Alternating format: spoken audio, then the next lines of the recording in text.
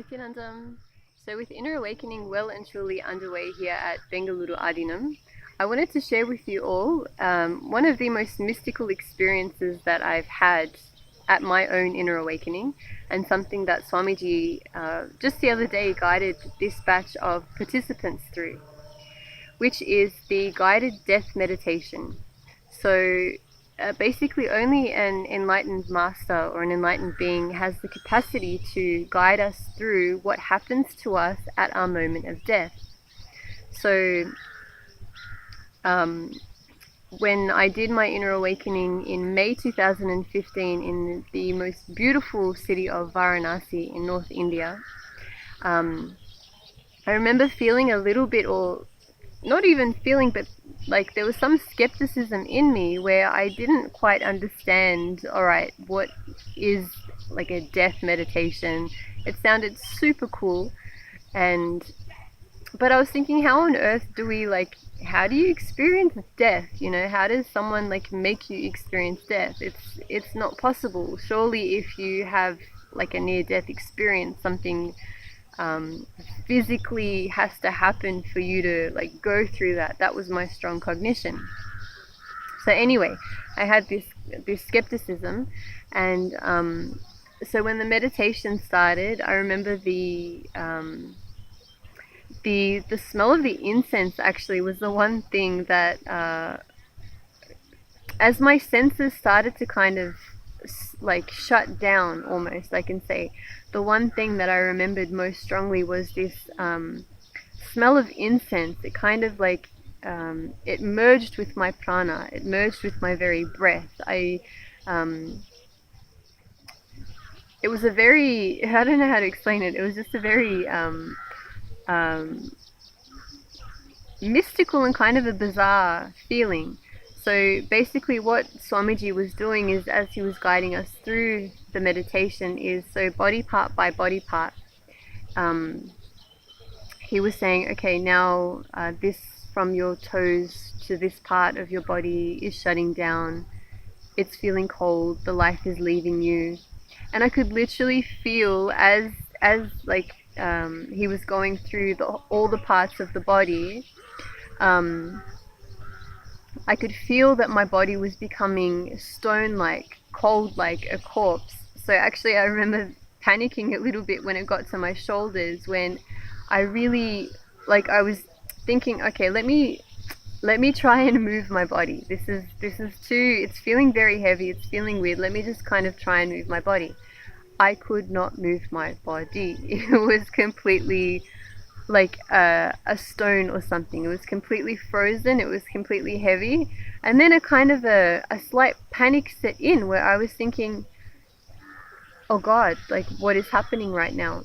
And then as it got to the throat center, as it got to your eyes closing, once the eyes closed, could not open them, that was it. And then what happened was, I could feel all of this energy just sitting at the top of my head, the top of my sahasrara, right here. It's like all of the life force, every part, every cell, every bit of energy of my being, everything that I had that made up my very existence was just sitting in this portion of my head. I could feel it like this heaviness, I can't even explain it. And my last thoughts were there. So as I could feel this energy, and Swamiji was basically saying, okay, we're getting ready now, we'll be crossing over soon, we'll be leaving. The last remembrance of my mind just started clinging to everything that I had gone through in my life. It went through like a very, it sounds so cliche because I've heard so many people say this kind of thing, and I never expected that I myself would experience it. But like a very quick movie, I could see many of the events from my life, from childhood up until that very point in time. But what stood out were all of the events in my life which held the most impact for me. The sweetest moments in my life, when I remember staying up late with my mum and eating cereal at that time and just watching movies with her. Painful moments in school where I was bullied. The one thing that I realized as I was getting ready to leave the body was that I was my greatest enemy. The biggest click that happened to me was I remember looking at this life of this beautiful girl, watching her growing up and thinking, oh God, what a precious life. Look at how she's grown from such a beautiful young child into this beautiful woman. And I could see all of the negative thoughts that I had almost like it was a separate thing. I could see this beautiful child, woman, girl, woman, not like I perceived myself. It was like seeing someone else. It was like there was a disconnect between me and the person I was seeing. Whereas I had been so much my thoughts and my emotions and everything. There was no separation between me and my thinking, me and my emotions. It was a solid unit. There was a disconnect, and I could just see this beautiful life for what it was. And then I could see the voices and the criticisms and everything else again as a separate kind of like a separate thing that I could view. And I could just see how torturous the things that I was saying to that beautiful girl were. You idiot, you loser, you're good for nothing, you don't deserve anything, can you never do anything right? Like all of these things that would be like a recording in my head again and again and again that I was so unconscious of. It was just there for me to see. And in that moment, I felt like my heart just wanted to explode to infinity.